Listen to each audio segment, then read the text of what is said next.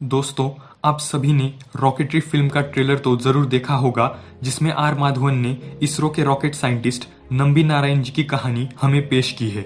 इस ट्रेलर के बाद आप सभी ने इसरो के जासूसी कांड के बारे में भी जरूर जाना होगा, लेकिन बहुत कम ऐसे लोग होंगे जिन्हें नंबी नारायण जी की पूरी जीवन कहानी मालूम होगी। आज की इस वीडियो में हम इसी महान साइंटिस्ट की जीवन कहानी को जानेंगे। दोस्तों, इस कहानी की शुरुआत होती है 12 दिसंबर 1941 से, जब तमिलनाडु के एक छोटे से गांव के एक मिडिल क्लास फैमिली में नंबी नारायण जी का जन्म हुआ। उन्होंने अपनी शुरुआती पढ़ाई डीवीडी हायर सेकेंडरी स्कूल में पूरी की। नंबी जी के बचपन में ही उनके पिताजी का देहांत हो गया, जिसकी वजह से परिवार की सारी जिम्मेदारियां उन पर आ गई। अपनी पढ़ाई के साथ साथ उन्होंने काम करना शुरू किया।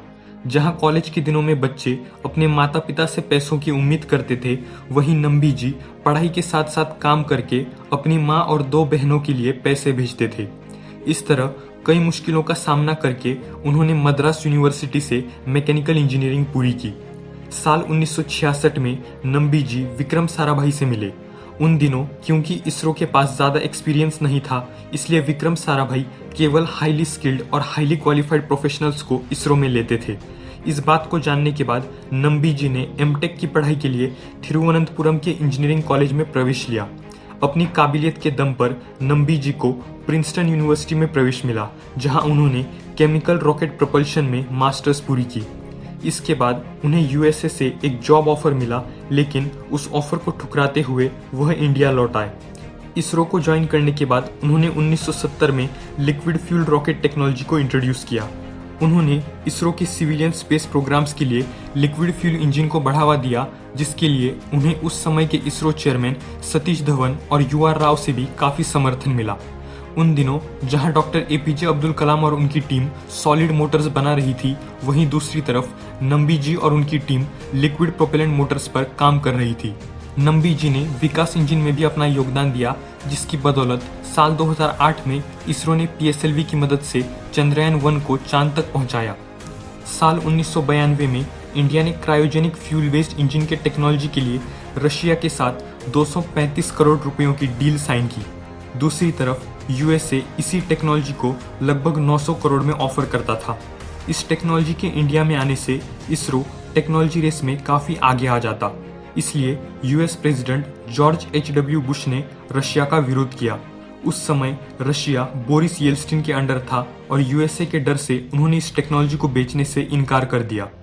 इसके बाद इंडिया ने रशिया के साथ एक नई डील साइन की, जिसके मुताबिक रशिया इंडिया को 4 क्रायोजेनिक इंजन्स बनाने में मदद करेगा और नारायणन जी इस क्रायोजेनिक प्रोजेक्ट के हेड थे। इस काम को 1994 में शुरू किया जाना था, लेकिन इसी साल मालदीव्स के 2 इंटेलिजेंस ऑफिसर्स मरियम रशीदा और फौजिया हसन को गिरफ्तार किया गया, जिनके पास इसरो के रॉकेट इंजन्स के सीक्रेट ड्राइंग्स पाए गए और ऐसा माना गया कि वो इन ड्राइंग्स को पाकिस्तान में बेचने वाले थे।